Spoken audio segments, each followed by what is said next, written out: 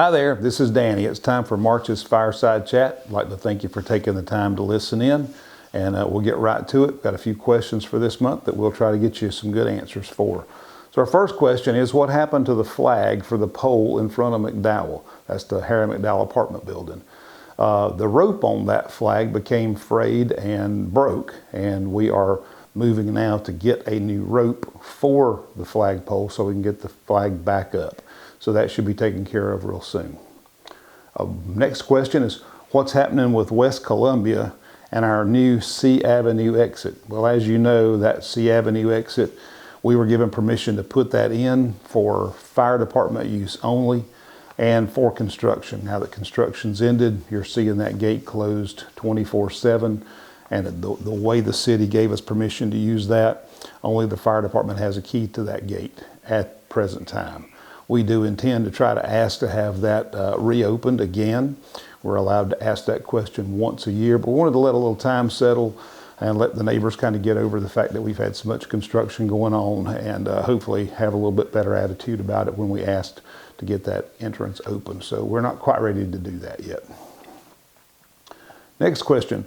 When will it be possible for the bus or the smaller van to take residents on short day trips or to events in the city, particularly those that follow all the requirements for masks and distancing, such as the Columbia Museum of Art and the South Carolina Philharmonic? Well, I put that question to Michelle, who's in charge of that, and Michelle says they are currently starting to plan trips for April. So we should see some of that stuff begin to happen in April. We were getting ready to do that during the November-December time frame when everything kind of came apart with the pandemic and virus again, and we had to put that off. But we are just about to get that ready to go. Thanks for asking that question.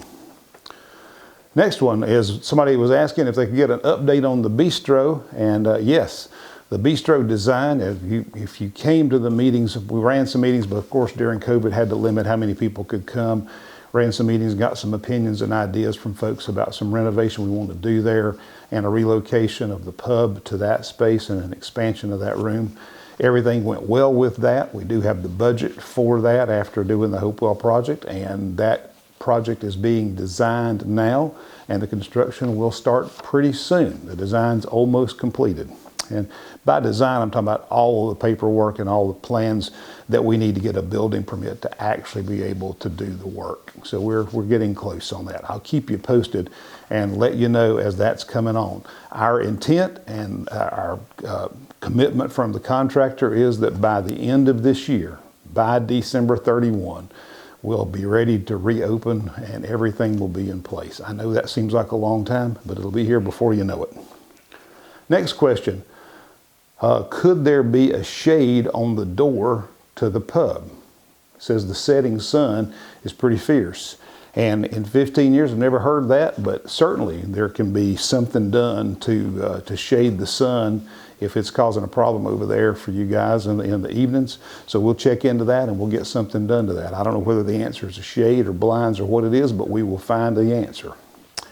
Next question is, anything new on the columbarium?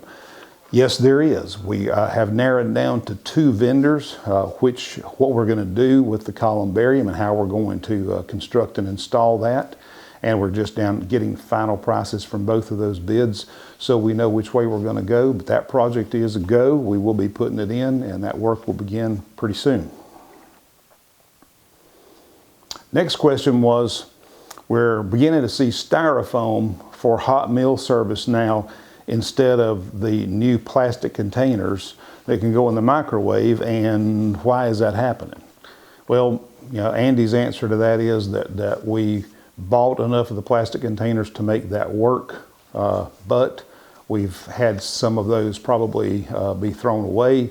We've had some that have not returned to us. If you have some, we'd appreciate if you bring them back. We do want to keep using those, and we do want to make that work. They're not inexpensive. If they continue to leave, it will not be something that will be productive for us to do on an ongoing basis. But if we can get them back, then we can do that. We do realize it's going to take more inventory and more stock of those than we thought because of the drying time. That plastic is taking a lot longer to dry, to air dry after it's washed than China does. And I don't know exactly why that is, but Andy said, well, that's just the way it is with plastic. So I understand that, but it does mean we'd have to order more of those as well and have more on hand so that they're dry between uses. So that is the end of the questions that I had put to me today. Obviously, things are going well. We're coming back together. We're seeing things reopen some. We're increasing the use of spaces. We've seen residents be able to take off masks who have become fully vaccinated, and that's almost all the resident population. Staff are feeling good and feeling better about that. We're still struggling a little bit finding enough staff to hire, and things that are going on in the political arena with stimulus checks and add-on monies for unemployment are making it a little bit tougher for us to find staff right now, but this too shall end, and we will get it all back together as quickly as we can. Thanks for all your help, all your support.